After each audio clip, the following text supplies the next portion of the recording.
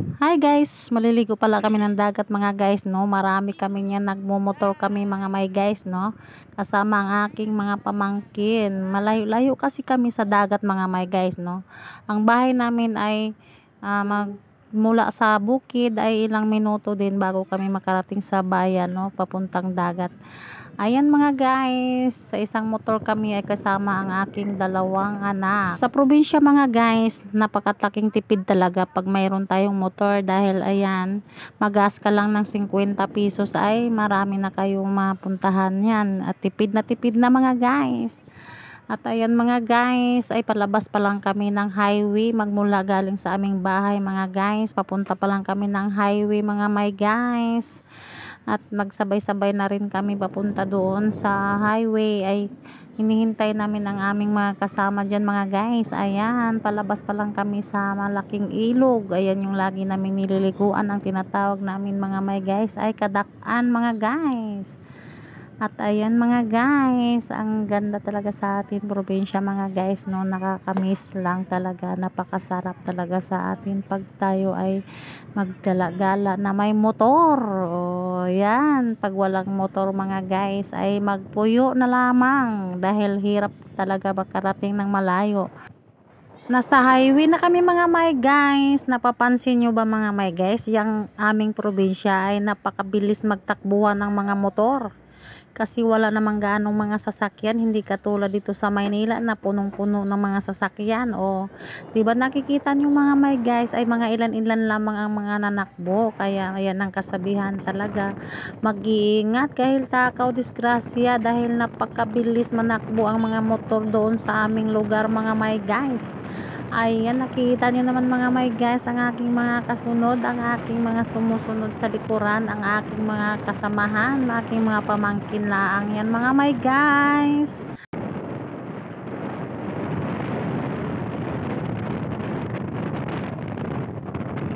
Ayan na sila sa hulihan, no? Naku, maunahan na tayo. Nandun na sila sa unahan, nauna na sila.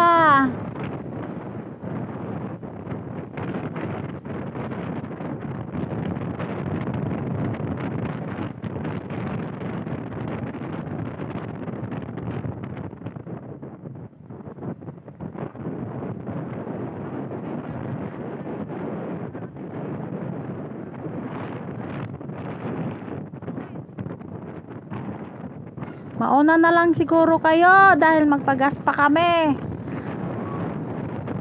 Susunod na lang kami sa inyo.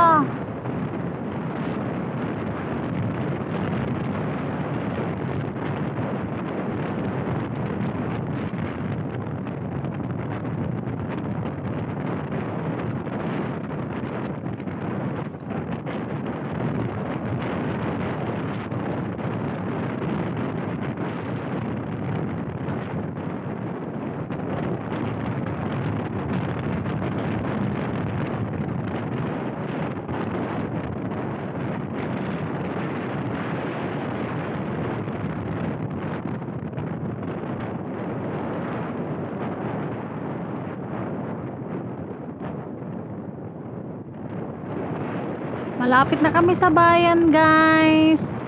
Ilang mga minuto na lang ay bayan na kami, makakaligo na kami.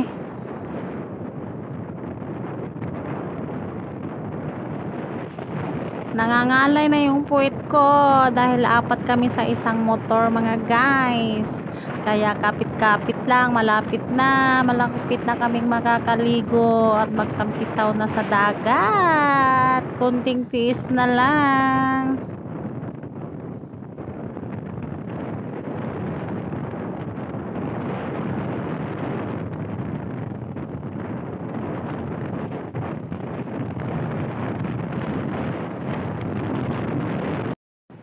Pag sumakay ako ng motor mga guys ay halo-halo ang kaba ko mga guys.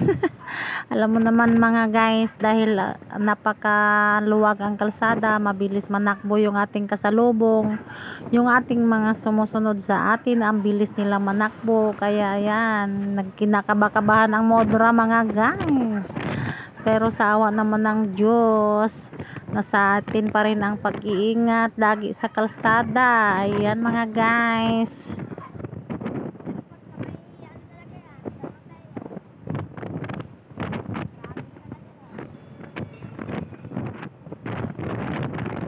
O di ba mga guys, napapansin nyo medyo may kalayuan talaga ang aming lugar papuntang dagat. Kaya kung ikaw magdadrive ng motor ay huwag ka nang magdrive kung ikaw ay antukin dahil medyo may kalayuan ang pagmaneho. Kaya ayan mga guys, kaya pag ikaw ang magmaneho dito sa aming lugar, magmomotor ka, ay kailangan ay isipat mo ang iyong mga mata. Ayan na mga guys, malapit na kami sa bayan. Malapit na talaga, puro malapit na mga guys. Nag voice over na lang dito si Modra mga guys dahil di maintindihan dahil ang ingay ng aming background mga guys. Ang lakas kasi ng hangin, hindi naririnig yung aming mga boses mga guys. Wala ka nung nag-aral pa kami mga my guys, nung high school life pa lang kami mga my guys, ay nilalakad lang namin yan mula bayan hanggang sa aming bahay mga my guys. At alam mo ba mga my guys, ay pati bayan na lang ng sapatos yan. Pagdating sa bahay ay medyo nakangiti na ang aming mga sapatos. At ang lagi rin kami mga my guys ay kung tiglubak-lubak ang kalsada dati mga my guys ay hindi pa simentado, hindi pa ganyan kaganda-ganda. Ang kalsada dati mga my guys, ang lalaki ng mga lubak. Kung may tubig doon at nadaanan ng mga bus ay swerte ka na, mapaligo ka nang wala sa oras mga my guys. Kaya ngayon napakalaking pagbabago na talaga mga my guys, ay ang ganda-ganda na ng kalsada, napaka-smooth na ang inyong pagtakbo mga my guys, at ang luwag-luwag na rin dahil dati ay medyo makitid lang ang kalsada na hindi pa simentado, malubak-lubak pa. Kaya ngayon ay malaking-malaki na talaga ang pagbabago mga my guys. Ibang-iba na talaga ang noon at ngayon. Di ba mga my guys? Nagdaldal ako ng nagdaldal dito mga my guys. Malapit na daw ba talaga? Ayan mga guys. Nakikita nyo na ang bayan mga guys. Sa dulong-dulo niyan, ayan na ang dagat mga guys. At high-tech na rin dito, may stoplight na rin. Tila di city na talaga ang aming bayan mga guys. Nakakahanga dahil nung araw wala namang ganyan mga stoplight na mga kaganapan. Ngayon ay napakaganda at mayroon ng stoplight. At kailangan kang sumunod sa kanilang mga sign mga guys, kung bawal ka dyan pumasok or pwede. Ganun na rin talaga sila kahigpit mga guys. Diba, disiplinado na rin ang aming bayan mga guys. Hindi na katulad dati ay sige ka lang kung saan ka dyan pwede pumarada, kung saan ka pwede dyan ay lumusot. Ngayon ay hindi na pwede yan mga guys. Napakaganda na rin ang aming bayan, ibang iba na talaga noon. Sa kapanahunan pa lang namin ay ibang iba na talaga, malaki na ang pagbabago ng aming lungsod mga guys. Ayan, papasok na kami doon sa aming liliguan mga guys. Ayan, tara na mga guys, samahan niyo po kami sa aming pagliligo dito banda mga guys. Mga senyor,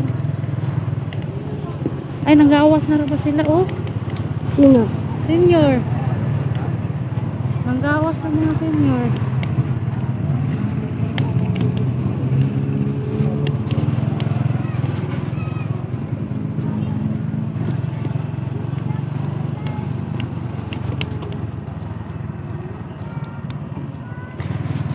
Maganda sa mga Walk. dito. Liko. Anak. Anak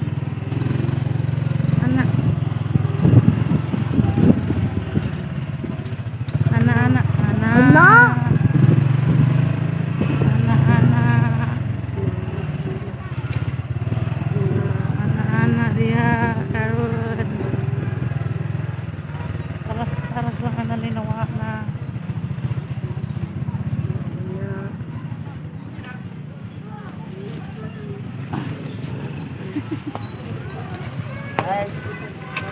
Yan na jud mi guys.